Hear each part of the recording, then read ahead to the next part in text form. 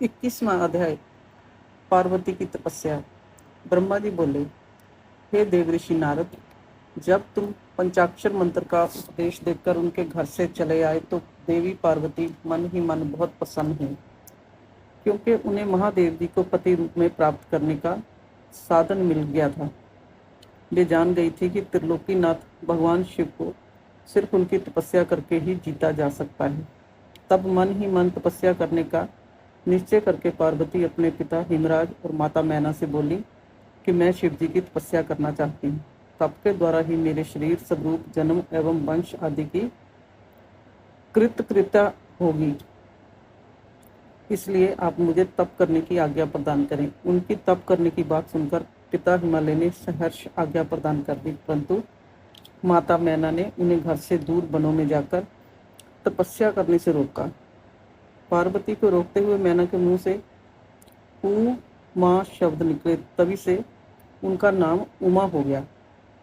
पार्वती के हट के सामने मैना कुछ ना कर सकी। तब खुशी से उन्होंने पार्वती को तपस्या करने की आज्ञा प्रदान कर दी। तत्पश्चात माता पिता की आज्ञा पाकर देवी पार्वती खुशी से मन में शिव जी का स्मरण करते हुए अपनी सखियों को साथ लेकर तपस्या करने के लिए चली गईं। रास्ते में पार्वती ने सुंदर वस्त्रों को त्याग दिया तथा बलकल और मृग चर्म को धारण कर लिया। उत्तम वस्त्रों का त्याग करने के उपरांत देवी गंगोत्री नामक तीर्थ की ओर चल दी, जिस स्थान पर भगवान शंकर ने घोर तपस्या की थी और जहां शिव जी ने कामदेव को भस्म कर दिया था। वह स्थान गंगा बतरण तीर्थ के नाम से प्रसिद्ध है। वहीं पर देवी पार्वती ने तप करने का निश्चय किया। गौरी के जहाँ तपस्या करने से ही जय पर्वत गौरी शिखर के नाम से प्रसिद्ध हुआ है। उस स्थान पर पार्वती ने अनेक फलों के वृक्ष लगाए। तत्पश्चात पृथ्वी को शुद्ध करके वेदी बनाकर अपनी इंद्रियों को वश में करके मन को एकाग्र कर कठिन तपस्या करनी आरंभ कर दी। ऐसी तपस्या ऋषि मुनियों के लिए भी दुष्कर थी। भयंकर गर्मी के दिनों में पार्वती अपने चारों ओर अग्नि जलाकर बीच में बैठकर ओम नमः शिवाय का जाप करती रहती थी। वर्षा ऋतु में वे किसी चट्टान पर अथवा वेदी पर बैठकर निरंतर जलधारा से भीगती हुई शांत भाव से मंत्र जपती रहती थी।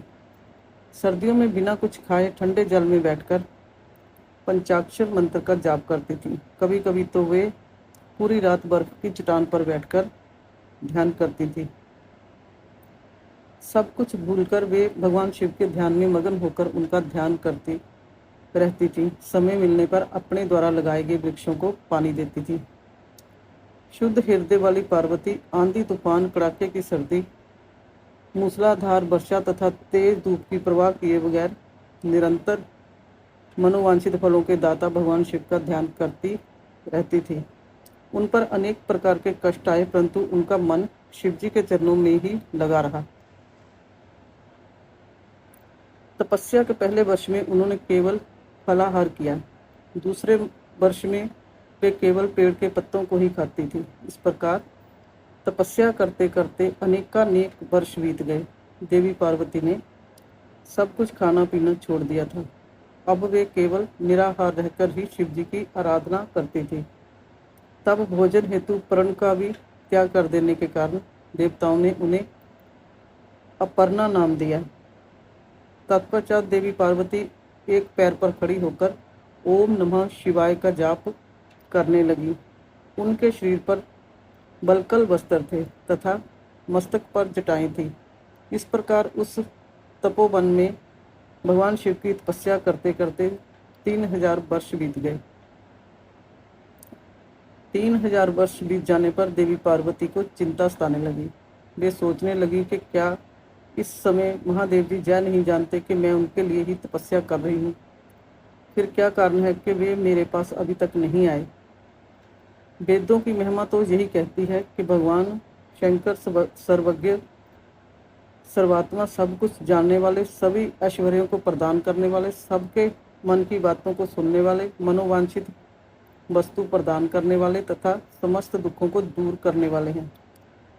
तब क्यों वे अपनी कृपा दृष्टि से मुझ दीन को कृतार्थ नहीं करते? मैंने अपनी सभी इच्छाओं और कामनाओं को त्याग कर अपना ध्यान भगवान शिव में लगाया है। भगवान, यदि मैंने पंचाक्षर मंत्र का भक्तिपूर्वक जाप किया हो तो महादेव जी आप मुझ पर प्रसन्न हों। इस प्रकार हर समय पार्वती शिव जी के चरणों के ध्यान में ही मगन रहती थी। जगदम्बा माँ का साक्षात अवतार देवी पार्वती की यह तपस्या परम आश्चर्यजनक थी। उनकी तपस्या सभी को मुग्ध कर देने वाली थी। उनके तप की महिमा के फलस्वरूप प्राणी और जानवर उनके ध्यान में बाधा नहीं बनते थे। उनकी तपस्या के परिणाम स्वरूप वहाँ का वातावरण बड़ा मनोरम हो गया था। वृक्ष सदा फलों से लदे रहते थे। विभिन्न प्रकार के सुंदर सुगंधित फूल हर समय वहाँ खिले रहते थे। वह स्थान कैलाश पर्वत की सी शोभा पा रहा था तथा पार्वती की तपस्या की सिद्धि का साकार रूप बन गया था। 22वां अध्याय, देवताओं का शिव जी के पास जाना। ब्रह्मा जी कहते हैं, मुनीश्वर, भगवान शिव को पति रूप में प्राप्त करने के लिए पार्वती को तपस्या करते करते अनेक वर्ष बीत गए, परंतु भगवान शिव ने उन्हें वरदान तो दूर अपने दर्शन तक न दिए। तब पार्वती के पिता हिमाचल, उनकी माता मैना और मेरु एवं मंदराचल ने आकर पार्वती को बहुत समझाया तथा उनसे वापस घर लौट चलने का अनुरोध किया। तब उन सब की बात सुनकर देवी पार्वती ने विनम्रतापूर्वक कहा, हे पिताजी और माताजी, क्या आप लोगों ने मेरे द्वारा की गई प्रतिज्ञा को भुला दिया है? मैं भगवान शिव को अवश्य ही अपनी तपस्या द्वारा प्राप्त करूंगी। आप निश्चिंत होकर अपने घर लौट जाएं। इसी स्थान पर महादेव जी ने क्रोधित होकर कामदेव को भस्म कर दिया था और वनों को अपनी क्रोध अग्नि में भस्म कर दिया था। उन त्रिलोकीनाथ भगवान शंकर को मैं अपनी तपस्या द्वारा जहाँ बुलाऊंगी। आप सभी यह जानते हैं कि भक्त वत्सल भगवान शिव को केवल भक्ति से ही वश में किया जा सकता है। अपने पिता, माता और भाइयों से ये वचन कहकर देवी पार्वती चुप हो गई। उन्हें समझाने आए उनके सभी परिजन उनकी प्रशंसा करते हुए वापस अपने घर लौट गए। अपने माता पिता के लौटने के पश्चात देवी पार्वती दुगने उत्साह के साथ पुण्य तपस्या करने में लीन हो गई। उनकी अद्भुत तपस्या को देखकर सभी देवता, असुर, मनुष्य, मुनि आदि सभी चराचर प्राणियों सहित पूरा त्रिलोक संतृप्त हो उठा। देवता समझ नहीं पा रहे थे कि पूरी प्रकृति क्यों उद्विग्न और अशांत है। यह जानने के लिए इंद्र व सब देवता गुरु बृहस्पति के पास गए। तत्पश्चात वे सभी मुझ विधाता की शरण में सुमेरु पर्वत पर पहुंचे। वहां पहुंचकर उन्होंने मुझे हाथ जोड़कर प्रणाम किया तथा मेरी स्तुति की। तब वे मुझसे पूछने लगे कि प्रभु, इस जगत के संतृप्त होने का क्या कारण है? उनका यह प्रश्न सुनकर मैंने त्रिलोकीनाथ भगवान शिव के चरणों का ध्यान करते हुए यह जान लिया कि जगत में उत्पन्न हुआ दा देवी पार्वती द्वारा की गई तपस्या का ही परिणाम है। अतः सब कुछ जान लेने के उपरांत मैं इस बात को श्री हरि विष्णु को बताने के लिए देवताओं के साथ क्षीर सागर को गया। वहां श्री हरि सुखद आसन पर विराजमान थे। मुझ सहित सभी देवताओं ने विष्णु जी को प्रणाम कर उनकी स्तुति करना आरंभ कर दिया। तत्पश्चात मैंने श्री हरि से कहा कि हे हरि, देवी पार्वती के उग्र तप से संतृप्त होकर हम सभी आपकी शरण में आए हैं। हम सबकी रक्षा कीजिए। भगवान, हमें बचाइए। हमारी करुण पुकार सुनकर शेष शैया पर बैठे श्री हरि बोले, आज मैंने देवी पार्वती की इस घोर तपस्या का रहस्य जान लिया है, परंतु उनकी इच्छा को पूरा करना हमारे वश की बात नहीं है। अतः हम सब मिलकर त्रिलोकीनाथ भगवान शिव के पास चलते हैं। केवल वे ही हैं जो हमें इस विकट स्थिति से उबार सकते हैं। देवी पार्वती तपस्या के माध्यम से भगवान शिव को पति रूप में प्राप्त करना चाहती हैं। इसलिए भगवान शिव से यह प्रार्थना करनी चाहिए कि वे देवी पार्वती से विधिवत विवाह कर लें। हम सभी को इस विश्व का कल्याण करने के लिए भगवान शिव से पार्वती का पाणी ग्रहण करने का अनुरोध करना चाहिए।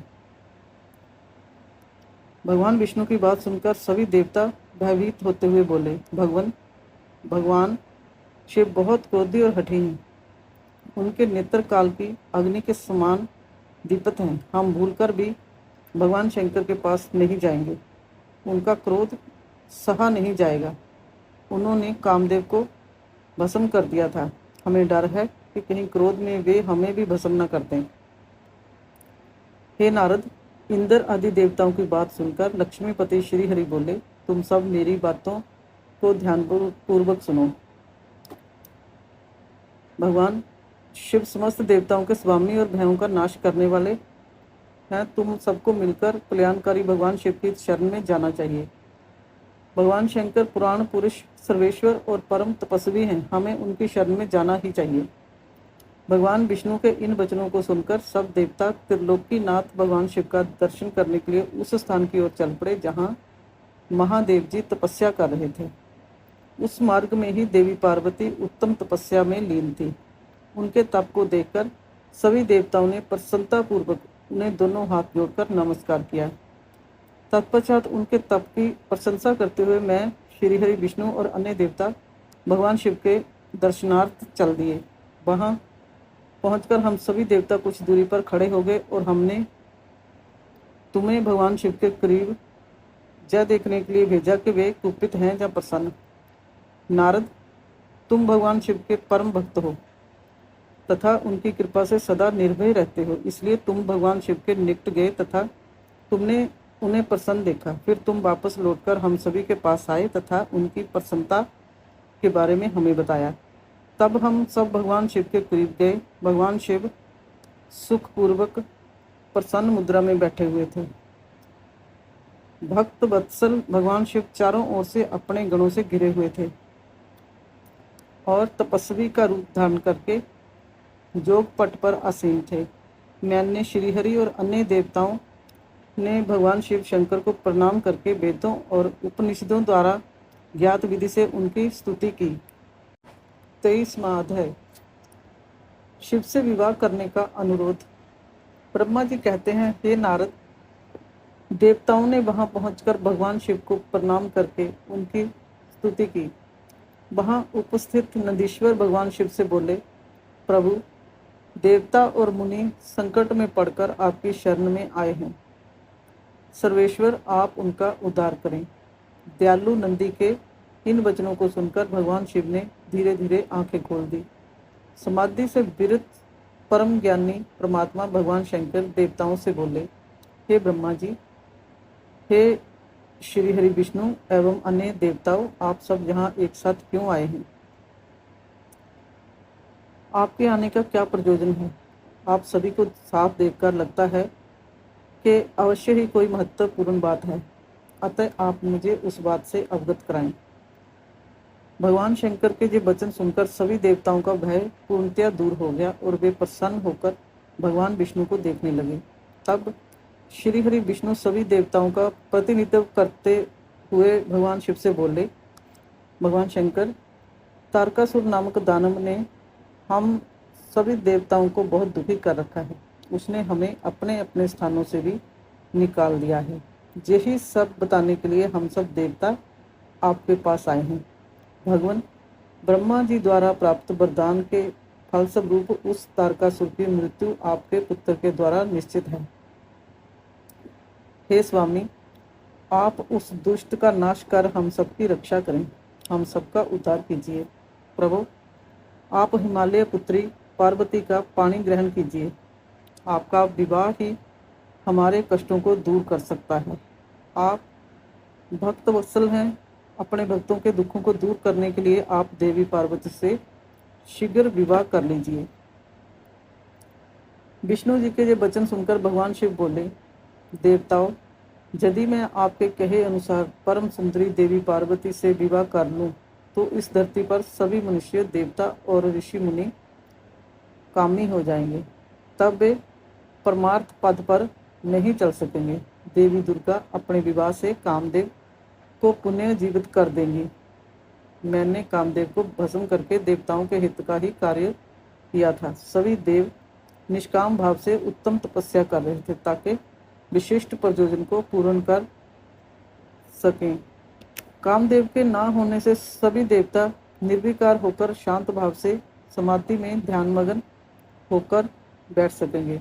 काम से क्रोध होता है, क्रोध से मोह हो जाता है और मोह के फलस्वरूप तपस्या नष्ट हो जाती है। इसलिए मैं तो आप सबसे भी यही कहता हूँ कि आप भी काम और क्रोध को त्याग कर तपस्या करें। ब्रह्मा जी बोले, हे नारद, त्रिलोकीनाथ भगवान शिव के मुख से इस प्रकार की बातें सुनकर हम सभी हतप्रभ से उन्हें देखते रहे और वे हम सब देवताओं और मुनियों को निष्काम होने का उपदेश देकर चुप हो गए और पुण्य पहले की भांति सुस्थिर होकर ध्यान में लीन हो गए। भगवान शिव ब्रह्मा स्वरूप आत्म चिंतन में लग गए। श्री हरि विष्णु सहित अन्य देवताओं ने जब परमेश्वर शिव को ध्यान में मगन देखा तब सब देवता नंदीश्वर से कहने लगे, नंदीश्वर, हम अब क्या करें? हमें भगवान शिव को प्रसन्न करने का कोई मार्ग सुझाइए।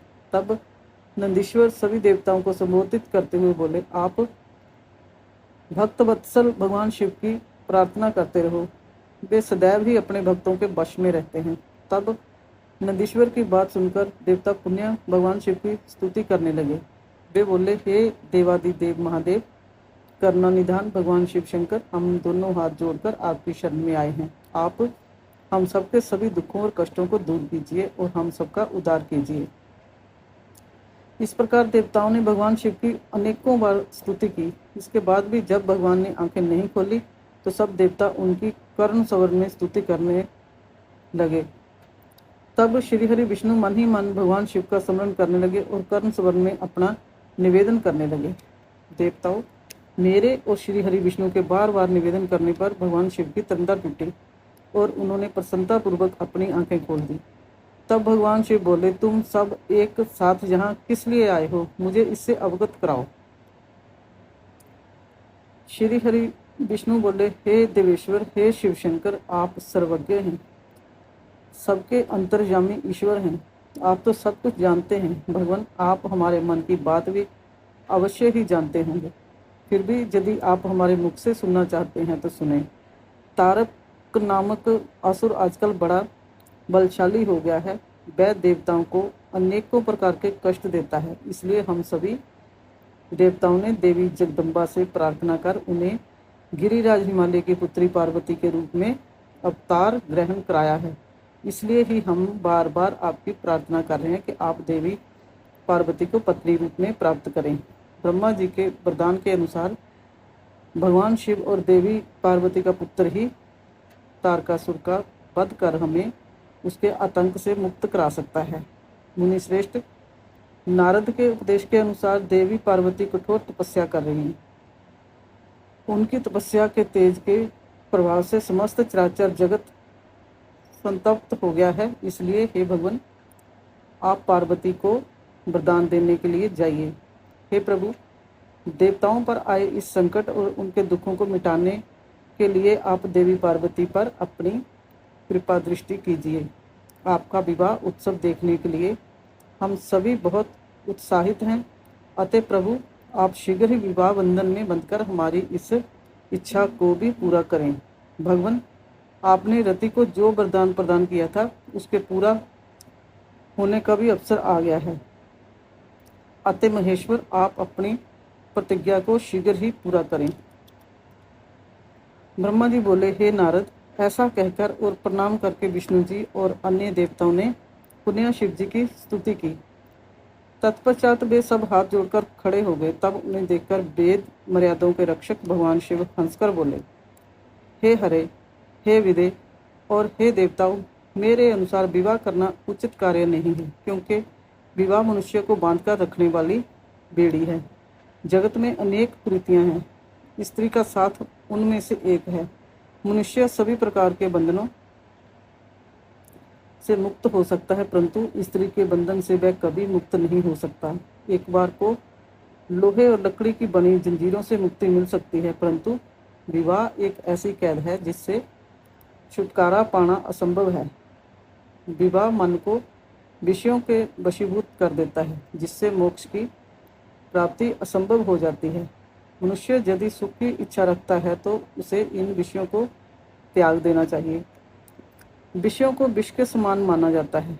इन सब बातों का ज्ञान होते हुए भी मैं आप सबकी प्रार्थना को सफल करूँगा, क्योंकि मैं सदैव ही अपने भक्तों के अधीन रहता हूँ।